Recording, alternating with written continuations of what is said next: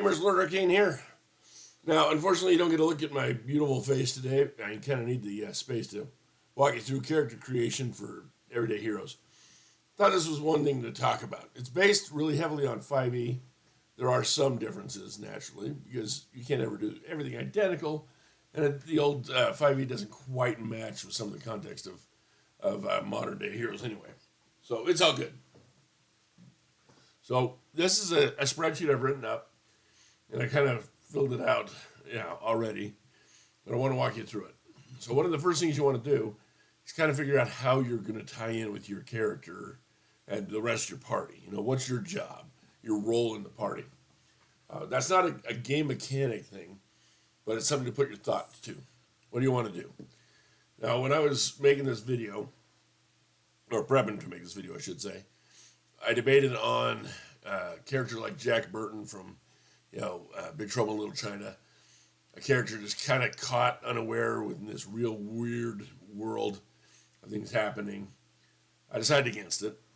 I thought about, because I'm an anthropologist, I thought about maybe making a scientist like in Jurassic Park.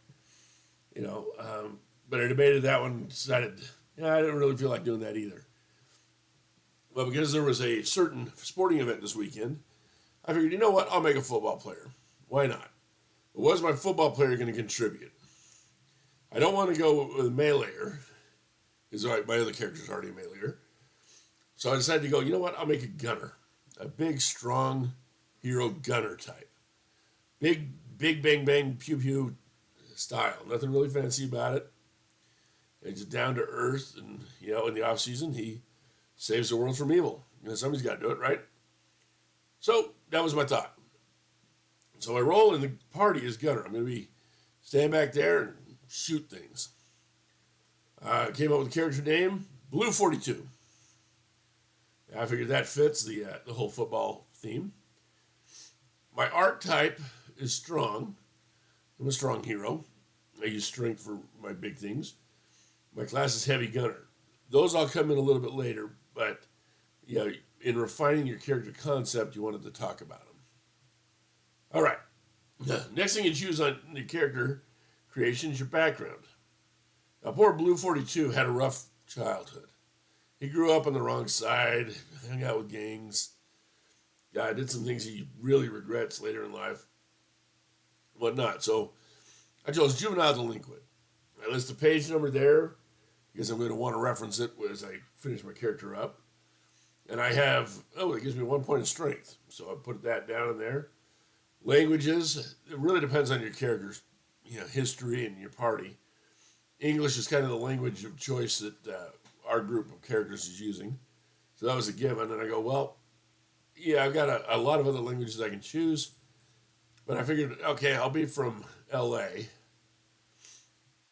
And Spanish is a good language to know if you're from L.A. So I went with Spanish. All right, moving right along, proficiencies. I had a choice because of my juvenile delinquent background. I go, I kind of need to work with the streets, understand what's happening in the streets, so I chose streetwise. And then my special for my background was underworld contact. I still keep in touch with some of the boys every now and then. But I chose to change my lifestyle, when I got serious about going to college and my football career. So I gave up on my history a little bit. And when I chose my profession, how do I actually earn money now? Well, I'm a football player. So I'm in athletics, which is my profession. And then within athletics, you go through, or within any profession, you go through and kind of go, okay, what do I do? How do I actually make my money? I'm a football player. There we go. List the page on there. And that gave me a bonus to strength and to dex and to con. Now you'll notice that in Everyday Heroes, and I've mentioned this previously, you don't have an ancestry or a race or a species or a lineage or anything like that, because we're all humans. Because nothing really weird ever happens in the real world, right? There's no such thing as vampires and zombies and werewolves and dinosaurs. Yeah, I'll give you a hint. Yeah, there are. But so we're all human, though. Those bonuses that you normally pick up in 5E are split kind of in the background and kind of in a profession. So you're not missing anything there. All right. So my profession gave me more proficiencies. I had endurance and either athletics or acrobatics. Well, I'm a football player, so athletics it was. Okay? And it gives me a specialization.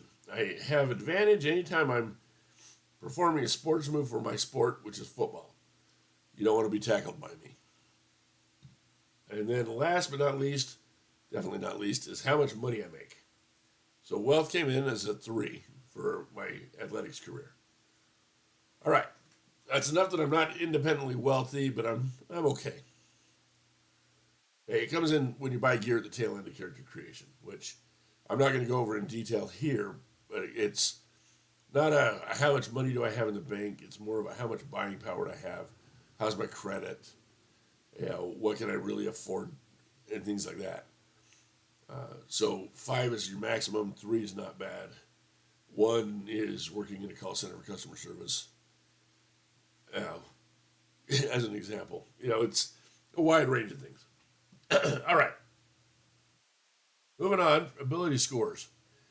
If you're playing at home, you can roll dice, as some of the other systems do, or you can assign scores in the form of a 15, 14, 13, 12, 10, and 8, or you can point by them. I usually assign them because I like the array a little bit. What am I great at? What am I not so good at? Etc. Now, I already had a +2 on my strength, so if I put a 15 on it, it would have put me to a 17, but it really would have been kind of a waste right off the bat. I thought about putting my 15 on Constitution, give me a few more hit points. I decided I'd go with Dexterity, in case I have to use a gun that I'm not really able to use my strength at. Okay, spoiler alert, that's coming up. We'll talk about that in a minute. But, so I decided to go with Dex for my second highest. So 16, or put my 14 into Strength, which gave me a total of 16. 15 into Dex gave me a total of 16. 13 into Con gave me a total of 14. I chose to be dumb as a rock, because why not? Wisdom of 10 and Charisma of 12. I'm slightly, nicer or easier to get along with than the next guy. That's how that worked out. And then we got into archetype. As I said before, I'm a strong hero. The archetypes in this are broken down into your 6 attributes, basically. What is your character's kind of defining attribute? And my last character was an agile hero, which uses Dex. So I figured to go with a strong hero and use the strength in this one. And a heavy gunner because I wanted to pack big guns. That worked out. So archetype gave me the talent of reckless attack, gave me proficiency bonuses, gave me defense bonus, +2 bonus for everything I'm proficient with, +1 defense bonus. And you will use my strength for my defenses. We'll get to that. Yeah, not here. It's more just in filling out the character sheet, but that's what it uses. All right. Now, my class is a heavy gunner. And that's on page 56. So I have class talents, and I have my class savings throws. I got strength and con savings throw bonuses. Okay, that's good. I've got big guns and salvo are my special features. Big guns allows me to use my strength to fire not small pistols, big weapons. Now, a lot of those big weapons are restricted military use. So when I go into combat where I actually have the option of it, I can use a heavy machine gun. Well, I can't afford one because of my wealth, but that's another story too. But, I've got some good gear. And then, a little more legal would be things like a pump action shotgun. So that's what I actually will be using. And salvo allows me to use the reckless assault, which means I can take advantage to hit, but it opens me up defensively. Excuse me. That's what salvo means. All right, so skills. Again, I had a big choice of them. I already had endurance and athletics and streetwise from earlier. So, okay, what else can I work with that on this list? Mechanic. I'm not really a bright guy. Natural sciences. Yeah, not really a bright guy. Okay, vehicles, got to be able to drive. And intimidation. I'm a football player. I'm supposed to be intimidating, right? So there you go. Put that down. And then my ability to buy gear. Gear is broken into categories like basic and historic, advanced, military, improvised, etc. Right? So my character has access to basic, advanced, and military weaponry and armor. It's more than just weapons. So that's where I went with that. Okay? Now the only thing I have to do now is go shopping, give my character some persona. What's his motivations? What are his fears? What does he want to accomplish out of life? That sort of things. Put that all in the character sheets, which are downloadable off the website, by the way. And my character's done. My character's ready to play. Blue 42 is set to go out and adventure and save the world when it's, now that the Super Bowl's done with. It's the off season. I can do that. Not that I was playing in either of the teams. But, poor Blue 42. He's still a pro football player, but he didn't win the Super Bowl. Anyway, as my character, he's set. He's ready to go. He's ready to go adventuring. I just got to finish a little bit of the details, and I'm good to go.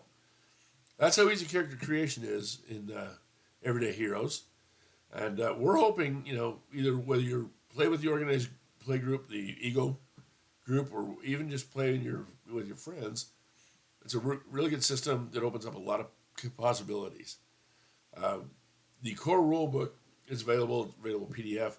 They've got several cinematic books that are available. I cover those mostly in another video. If you want a specific theme like Rambo or Kong, whatever, or just make your own adventures. There's plenty of stuff basically in just the core. So have fun, guys. If you're in my area, I'll see you soon, or I'll see you at some of the conventions coming up. And it's been good gaming with you, and I'll talk to you next time.